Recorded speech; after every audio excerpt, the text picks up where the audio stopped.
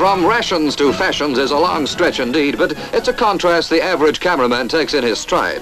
What might look like a varied diet to you is bread and butter to him. The only thing that matters is what's on the plate.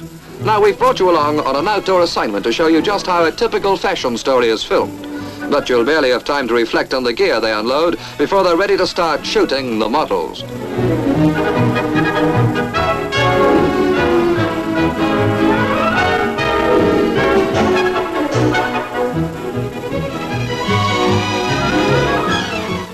You can always spot the camera crew by their preoccupation with clouds. Bird watchers aren't in it when they're around.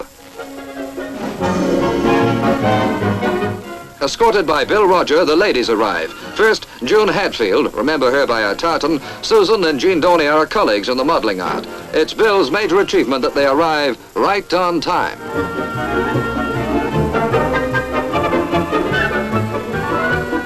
Jean knows what's wanted. Her pose must sum up the theme. Knitted wear's in focus today. Meanwhile, June has her makeup matched to the out-of-doors scene. Who's she waving at? Maybe it's the stills photographer. His only chance of stepping in is when the cinemen step out. His work brightens the foyers of many a local cinema. It also gives the cameraman an opportunity for yet another check on the light. And believe me, he's not the only one checking up.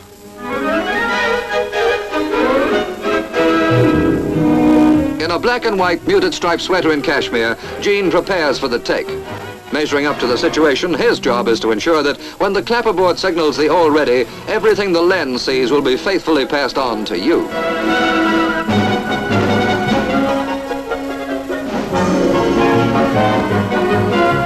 Her sweater was made at Hoyk in Scotland, but she'll have no time to relax in it before making up for the next take. As June comes into the picture, we get an insight into one of the most glamorous aspects of filmmaking. How to maintain a detached interest while stressing the artistic appeal of a turtleneck sweater is a problem that needs all a director's concentration. But it's nice work if you can get it.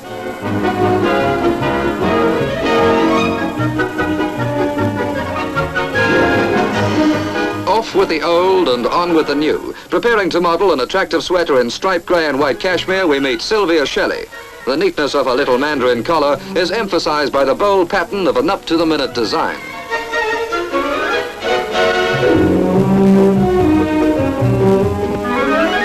Like it? The camera crew like it too, hence the slow pan down.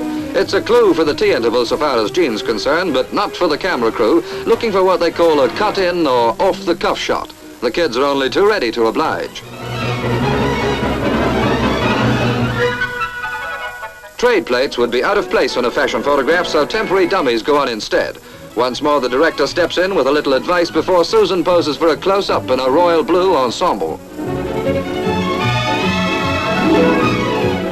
It's an interesting model with a scallop neckline in white, note echoed by the pocket. In fact, the new dressmaker style with matching skirt.